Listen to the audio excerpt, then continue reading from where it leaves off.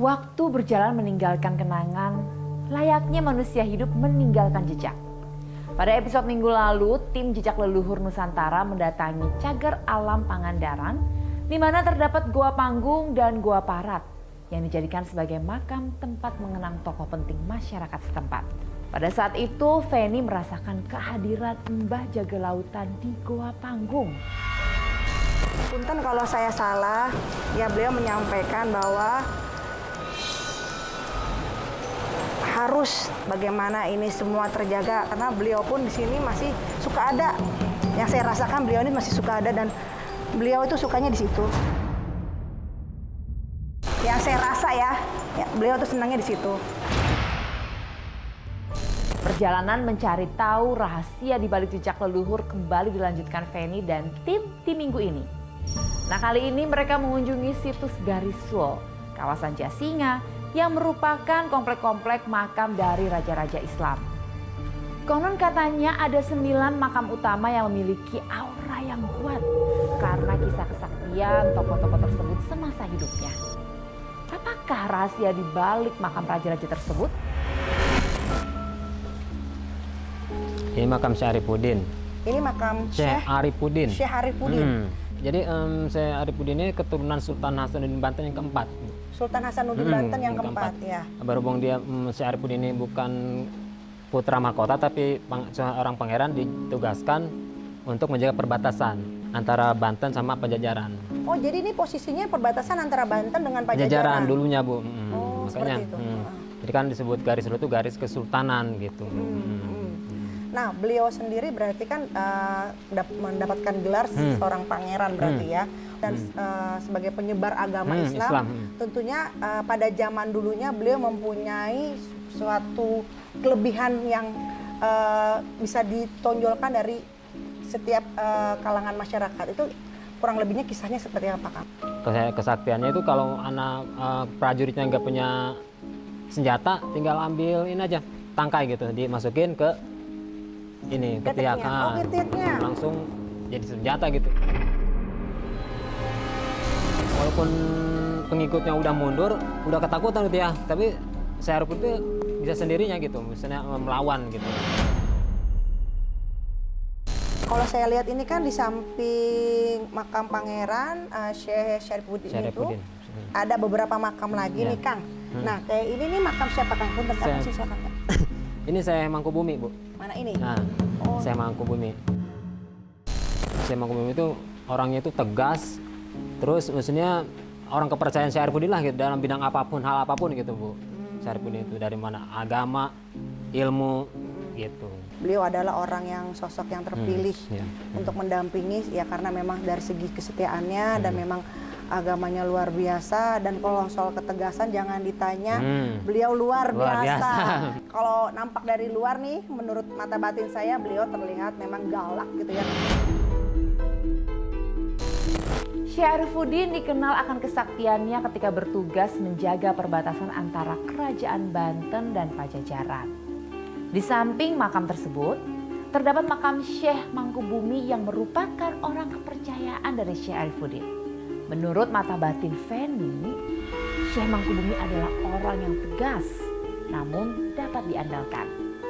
Dari 9 makam utama, Feni menemukan adanya 2 makam yang memiliki batu nisan yang berbeda dari lainnya. Ternyata perbedaan itu dilakukan untuk memisahkan makam laki-laki dan makam perempuan. Dan makam tersebut ternyata adalah makam dari kedua istri Syekh Arifudin. Siapakah sosok dari kedua istri Syekh Arifudin ini? Sekarang nih saya sebelah nih tertarik nih, Kang. Ini ada makam siapa nih, Kang? Makam istrinya. Oh, ini istrinya. Ratu Kertimukti, Bu. Ratu Sri Kertimukti. Sri Kertimukti. Kertimukti. Jadi kan dulunya itu ada sayembara, barang siapa yang bisa menaklukkan musuh akan dijadikan menantu oleh raja gitu. Syekh Arifudin yang bisa gitu. Nah, ini ada satu lagi nih. Ini juga istrinya. Oh, ini istrinya juga. Ini punten, Kang, sini. Ya. No, ini berarti istri dari Syekh Arifudin. Syekh Arifudin juga. Syekh Arifudin juga ini. Ini dengan ibu siapa, Kang? Ibu Sri Ratu Manggalasari. Ratu Nyi Manggalasari, Bu. Ratu Nyi Nyi Manggalasari. Ini adalah istri kedua dari Syekh Pangeran Syarifuddin. Akang ini boleh dilihat? Boleh, Bu. Saya buka pemirsa ya. Boleh saya yang Boleh, buka, Bu. Kang? Ya, bismillahirrahmanirrahim. Nah, Kang, pertanyaan saya. Siapa yang pertama kali menemukan ini? Jadi dulu itu petugas Serang. Petugas Serang dari Serang ke Belanda. Ya. Ke Belanda, terus dia itu baca-baca di museum Belanda ada Syekh Arifuddin Garisul. Udah pulang dari Belanda, dia itu mencari, benar gak nih ada Syekh Arifuddin dimakamkan di Garisul? Ternyata ada, baru dia ke situ. Situs Garisul kawasan Jasinga memiliki lebih dari ratusan makam. Di antara ratusan makam tersebut, terdapat 9 makam utama yang memiliki ciri makam yang berbeda. 9 makam ini memiliki tinggi makam rata-rata 60 hingga 70 cm dengan relief dan huruf kaligrafi Arab lebih banyak dari makam lainnya. Kabarnya, komplek pemakaman ini dibuat pada tahun 15 hingga 16 Masehi. Namun, kebenaran informasi ini masih harus ditelusuri lebih lanjut karena belum dapat dipastikan. Apakah penanggalan yang dihitung berdasarkan tahun Masehi, tahun Hijriyah, tahun kalender Jawa, ataupun tahun Saka yaitu tahun Hindu? Setelah ini Feni akan kembali menelusuri makam-makam lainnya. Ternyata dari beberapa makam terakhir yang akan ditelusuri Feni, ada satu makam yang dirasakan memiliki aura yang berbeda. Siapakah sosok pemilik makam tersebut? Aura apakah yang dirasakan Feni? Jangan kemana-mana, tetaplah di Jejak Leluhur Nusantara, mengungkap rahasia di balik sejarah.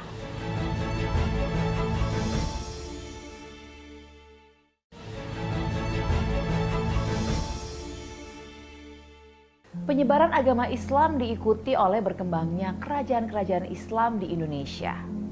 Makam yang ada pada situs Garisul, daerah Jasinga, kabarnya merupakan makam dari keturunan sultan atau raja-raja kerajaan Banten.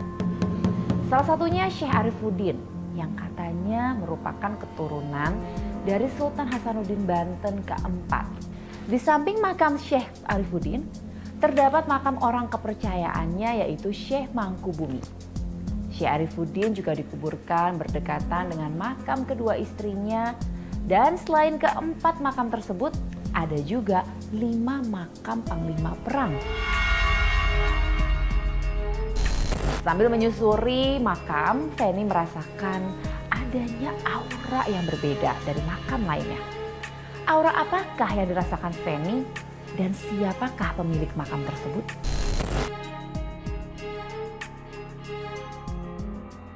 Ini ada yang besar nih, siapa nih Kang? Ini Syekh Daud. Syekh Daud. Syekh Daud ini. Ya, punten Kang sini, Kang sini, biar nggak itu. Nah, ini makam Syekh Daud. Syekh Daud. Nah, beliau ini sosok Syekh Daud ini, beliau tuh di sisi Syekh Pangeran Syarifuddin itu siapa? Saudara juga. Oh, masih Family gitu. Iya. Tapi kayaknya ininya beda ya, Kang? Beda.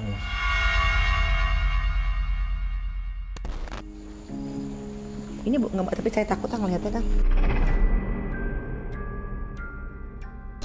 Mau dibuka ini? Boleh? Ya. Ya. Pemirsa Jejak Leluhur Nusantara, kita akan lihat bagaimana bentuk dari nisan dari Syekh Daud. Ini kalau pemirsa bisa lihat di sini ada tulisan Islam di sini. Ada kayak seperti Arab gundul nanti pemirsa lihat ya. Itu.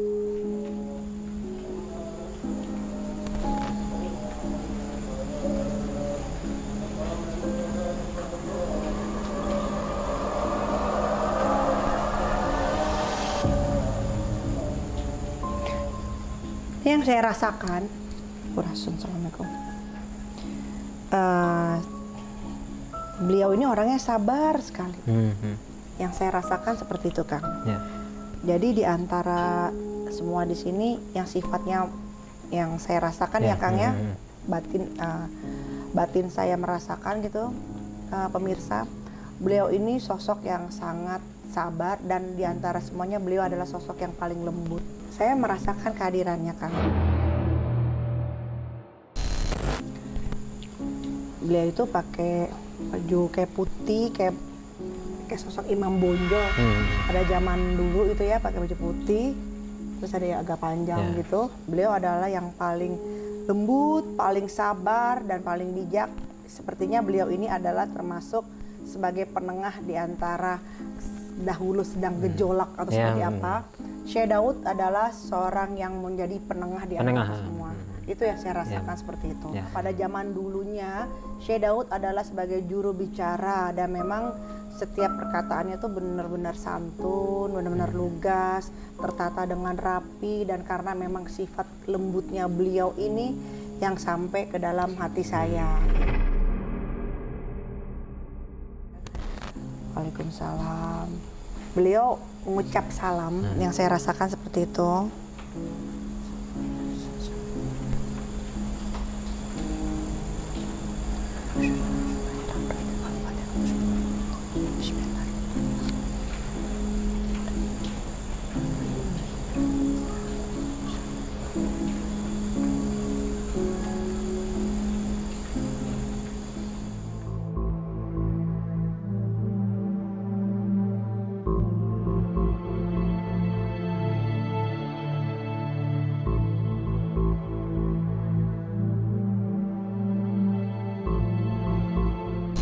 Beliau hadir, dan saya merasakan saya bicara dengan beliau apa yang beliau ingin sampaikan kepada semua yang ada di sini. Ya kembali semua, saya tidak memaksakan untuk pemirsa di rumah untuk mempercayai apa yang saya rasakan. Namun ketika beliau menyampaikan sebuah pesan kepada saya, dia hanya bilang, sampaikanlah sebuah kebenaran. Sampaikanlah sebuah kebenaran, karena hakikatnya sebuah kebenaran adalah kejujuran yang sejati. Terima kasih. Makam-makam yang ada di situs Garisul daerah Jasinga dapat dikatakan sebagai makamnya para sultan, dikarenakan adanya tulisan Arab yang menghiasi nisan ataupun kerangka makam. Nah, 9 makam utama yang ada di komplek makam ini merupakan orang-orang terdekat dari Syekh Arifuddin, seorang keturunan sultan yang menurut Feni memiliki kesaktian dan dikenal akan kesetiaannya. Saatnya tim Jejak Leluhur Nusantara melanjutkan perjalanan mengungkap misteri lainnya. Kekayaan alam terkadang membawa sebuah misteri. Itulah yang terjadi di wisata alam Green Canyon.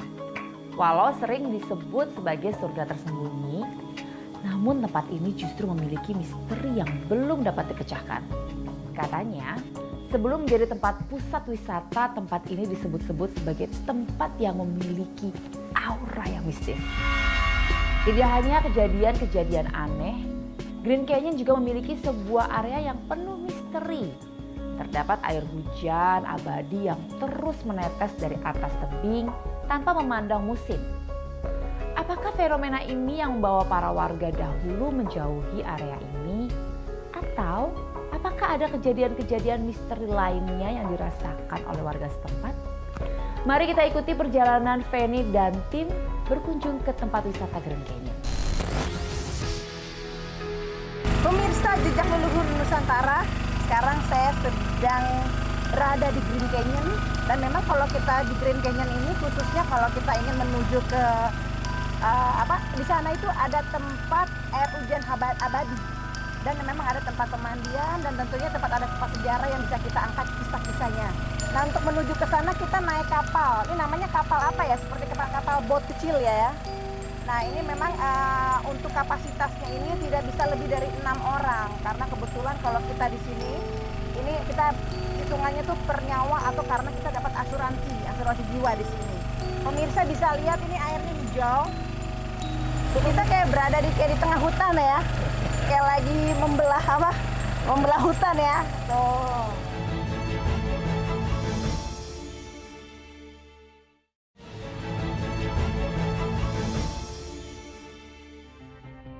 Setelah melewati perjalanan yang cukup panjang, akhirnya Feni dan tim sampai di salah satu goa yang ada di Green Canyon. Pemirsa Jejak Leluhur Nusantara, alhamdulillah saya sampai ke dalam goanya Green Canyon. Luar biasa pemirsa di sini. Sebuah pemandangan yang sangat menakjubkan. Pemandangan yang sangat indah. Ini adanya di Indonesia loh, di Pangandaran, tepatnya di Jawa Barat. Di lokasi ini terdapat batu yang berbentuk seperti bak mandi. Konon katanya batu ini pernah digunakan oleh putri dari kerajaan Pajajaran. Kisah inilah yang kemudian berkembang menjadi sebuah kepercayaan kalau air dari bak ini berkhasiat membuat awet muda. Nah, di sekitar batu tersebut ada rembesan air dari dinding tebing dan stalaktit sehingga terlihat seperti air hujan. Inilah yang sering disebut-sebut oleh masyarakat sekitar sebagai air hujan abadi. Tidak hanya itu, Green Canyon juga dipercaya menjadi tempat mandi dari tokoh besar kerajaan Pajajaran, Prabu Siliwangi saat masih kecil. Apakah kebenaran dan fakta di balik kisah-kisah ini? Tim Jejak Leluhur Nusantara akan bertanya langsung kepada Pak Baban, seorang pengelola kawasan Green Canyon. Assalamualaikum warahmatullahi wabarakatuh. Sampurasun, nepangkeun nami abdi Baban Rusmayadi selaku pengelola destinasi wisata alam Green Canyon parantos 13 tahun. Upami sejarah kaleresan abdi sanes ahli sejarah, tapi konon di Green Canyon teh memang tempatna anu unik. Kapungkur teh kantos dianggo tempat mandina Prabu Siliwangi. Nuju alit, gitunya nuju alit. Janten di Cukang Taneuh teh dianggo tempat pamujaan. Misalkan aya nu gaduh hoyong suanten, hoyong naon, ta sarumping nate ka Cukang Taneuh. Gitunya sarumping nate ka Cukang Taneuh.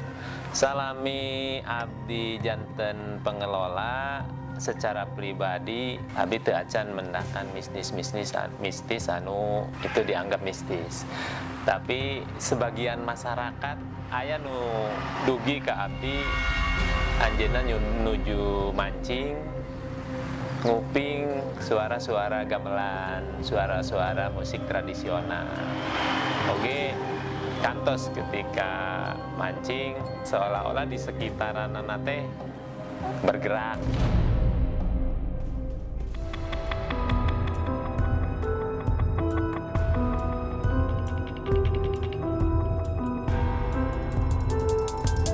Menurut Pak Baban, Cukang Taneuh memang pernah menjadi tempat mandi Prabu Siliwangi ketika masih kecil.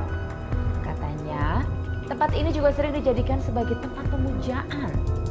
Tidak hanya itu, Pak Baban juga beberapa kali mendapat laporan bahwa tidak sedikit penduduk yang sering mendengar suara musik gamelan ketika memancing di area tersebut. Untuk menggali lebih dalam informasi yang ada mengenai misteri yang ada di Green Canyon, Feni juga melakukan wawancara langsung dengan seorang pemandu wisata bernama Pak Dadang yang sudah bekerja di wilayah ini selama 30 tahun. Nah, selama Bapak menjadi pemandu di sini, ada nggak hal-hal yang mistis yang mungkin Bapak rasakan secara supranatural seperti apa? Ya kalau mistis saya sih gimana ya? Misteri, mistis begitu ya. Secara langsung sih tidak, tapi kalau mendengar, terkadang kalau saya lagi di dalam ibu sendiri ya, ada yang suka minta tolong lah, ngejerit lah gitu. Akhirnya kita suka ke dalam, tau-taunya nggak ada siapa-siapa. Saya tidak tahu itu apa gitu kan. Itu sering ada juga. Itulah Pak, namanya kita hidup berdampingan ya Pak ya. Kan ada hal-hal yang seperti itu tentunya Iya. ya, Pak. Dalam perjalanan tadi itu Pak, saya menemukan di sana itu ada air terjun abadi. Iya. Mungkin Bapak bisa bagi kepada pemirsa Jejak Leluhur Nusantara, kenapa sih Pak itu kok dikatakan air terjun abadi? Iya, karena air terjun abadi, kenapa dibilang abadi? Memang itu cukup abadi Bu ya. Keadaan kemarau panjang apapun itu airnya tetap turun. Sementara di atas itu tidak ada solokan, tidak ada. Itu benar-benar dari mata air, dari akar-akar mungkin Bu ya. Nah itu yang disebut hujan abadi mungkin karena itu Bu. Jika mendengar berbagai kisah, area wisata Green Canyon ternyata memang menyimpan misteri. Tidak hanya suara gamelan, konon katanya sering terdengar juga suara teriakan-teriakan yang tidak diketahui sumbernya. Belum puas dengan informasi yang ada, Penny juga mewawancarai Kang Adi yang bertugas sebagai body rafting. Hal-hal apa sih, pengalaman apa sih yang sudah pernah Kang Adi dapetin selama menjadi pendamping body rafting di Green Canyon? Hal-hal apa yang tidak boleh dilakukan dan hal-hal apa aja yang harus dilakukan? Oke, silakan Kang. Pada dasarnya banyak sih pengunjung yang agak nakal dikit lah, kayak gitu, yang udah semata-mata udah bisa berenang, kayak gitu kan, tidak mengikuti instruksi dari pemandu, dan akibatnya bisa jadi patah atau enggak.